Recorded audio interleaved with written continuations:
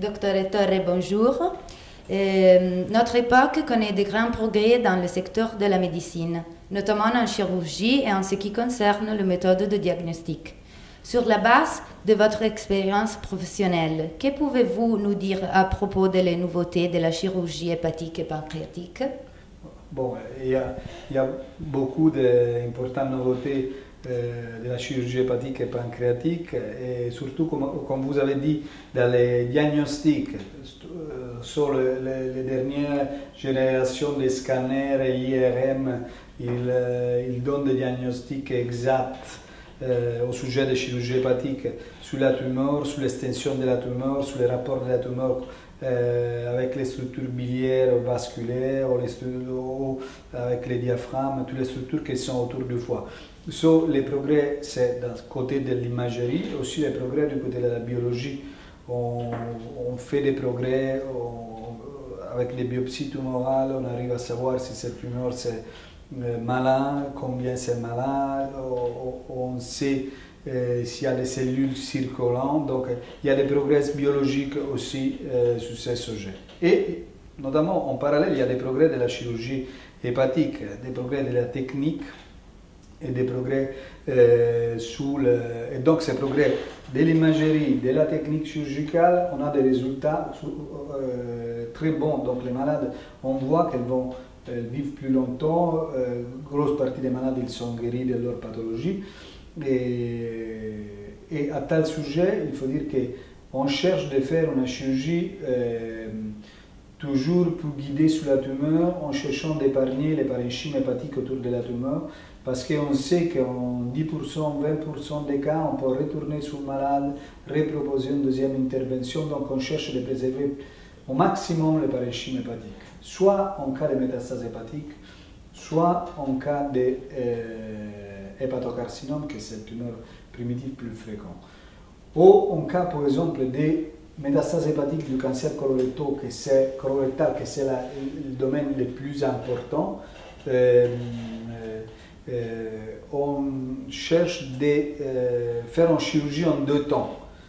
C'est-à-dire, on cherche de faire une chirurgie sur une partie du foie pour la première fois et en même temps de lier un gros vaisseau du foie contralatéral. Vous savez que le foie est divisé en 2 parties fonctionnelles, autonomes. Donc on cherche de travailler sur une partie du foie et rendre pas fonctionnelle l'autre partie du foie et préparer avec une deuxième intervention le foie qui reste pour une deuxième intervention pour que la deuxième intervention ça se passe très bien. Ça, on peut l'utiliser en cas de métastases bilobaires de cancer colorectal, de métastases de cancer neuroendocrine ou des autres cancers. C'est connu comme chirurgie en 2 temps.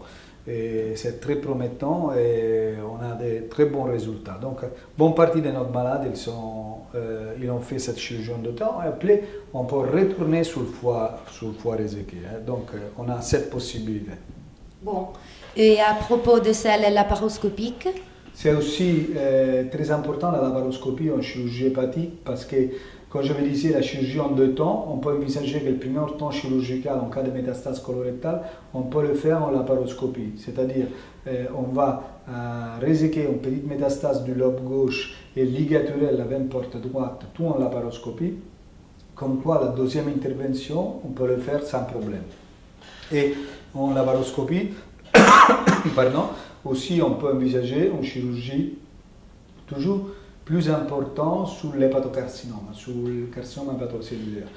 Et ce n'est pas le standard of care, on dirait, de la chirurgie majeure hépatique, mais sur la chirurgie des segments antérieurs, 5, 6, 2, 3 et la partie antérieure du segment 4 de la fois, on peut envisager tout à fait une chirurgie laparoscopique. Certaines équipes, ils poussent un peu et ils font aussi la chirurgie des segments difficiles. Notamment, nous, on a fait des hépatectomies droite, hépatectomie gauche, mais on n'est pas à le moment le standard pour les hépatectomies majeures, envisager une hépatectomie majeure laparoscopie. Ce n'est pas le standard. On peut le faire, mais c'est préférable de le faire sous les segments antérieurs du foie. Bon. Et à propos de les greffes d'organes et la donation d'organes, quelles sont les nouveautés qui concernent ce secteur?